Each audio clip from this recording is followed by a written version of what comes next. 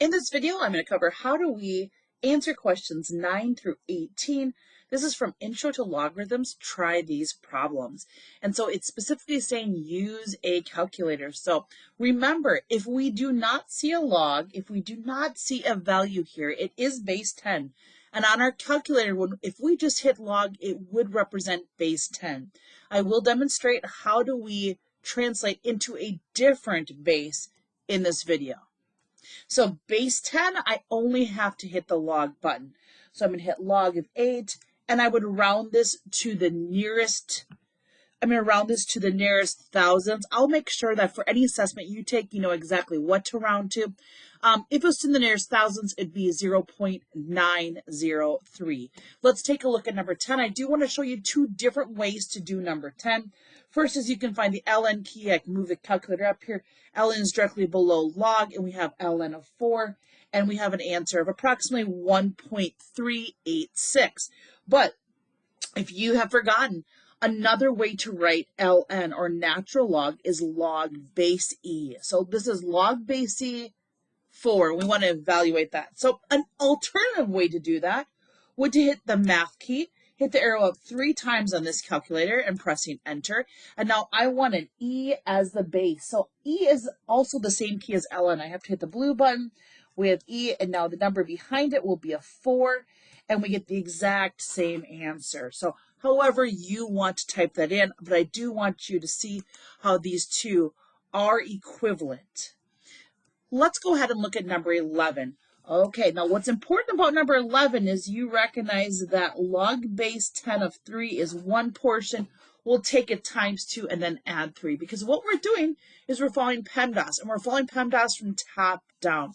So we're doing exponents, parentheses, multiplying, dividing, and adding last. I'm going to first evaluate this part. Think of it as the parentheses. Now, since it is a log base 10, I can be lazy and just hit the log key. So log base 10 of 3. When you do not see a base, it is a hidden base 10.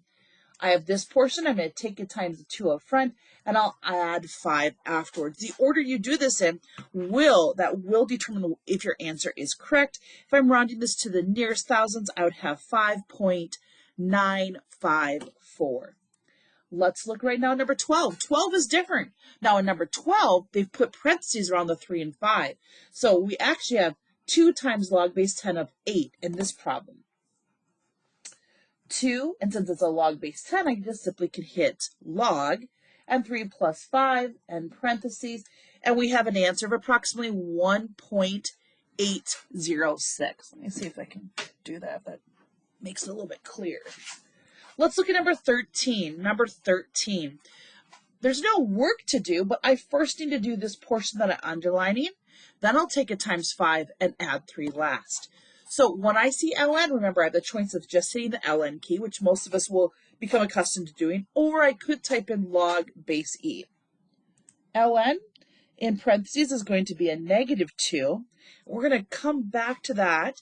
We're going to take this answer. Oh, and you're going to see it says we can't go on. Well, think of this. Remember up above, if you watched the previous video, I stated that the number that is the base can never be negative. It can be a decimal, it can be a fraction, it can be a whole number, it can be a natural number, but this number right here can never be negative. Also, the number behind it can never be negative. So when I see this problem, number 13, this could also be written as 5 log base e of -2 plus 3. And we can see we have a positive value for the base, but the number behind it is not. This is very similar to number 8. And for that reason, this answer is undefined. Sorry about that, my son came in. Let's take a look at number 14. Okay, let's take a look at number 14. So in number 14, I'm going to think of this as 2 different problems. I'm finding the difference. I'm going to find the ln, or log base e of 36, and I'm going to subtract it from the ln of 9. So in my first parentheses, I'm going to take the ln of 36, and I'm going to subtract it from the ln of 9. Running to the nearest thousands, I have 1 point, it's hard to see with the light there, 1.386. Let's take a look at number 10. Number 10 is not log base 10. So the steps I take, or the process to evaluating this, is slightly different than the numbers on some of the problems up top. So I first need to figure out, what do I do to get to a point where I can change the base?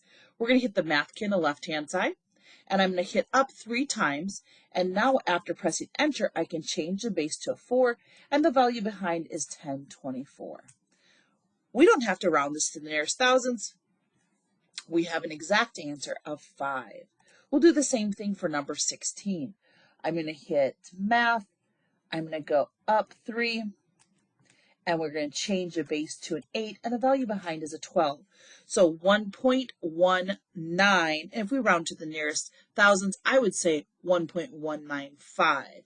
Although the answer key I will post later has 1.194. I think that was incorrectly rounded on the answer key that was provided to me. Okay, again, we do not have a base of 10, so I'm going to do math. I'm going to go up 3 places, and I can either write this as 1/2 in parentheses, or I could put the equivalent, which is 0.5. And we have an answer of -2. 17 is -2. There's no rounding necessary. Now, when I look at 18, I've got to think back to problems I did up above. I'm going to do this portion first, then I multiply as I follow PEMDAS, and I add last. So I'm going to hit math, go up 3, the base is 2, the value behind it is 5. I'm going to get an answer, take it times 4, and add 8. Rounding to the nearest thousands, I have 17.287. Well, I would say actually 17.288 if I looked at it, 17.288 if I rounded correctly to the nearest thousands.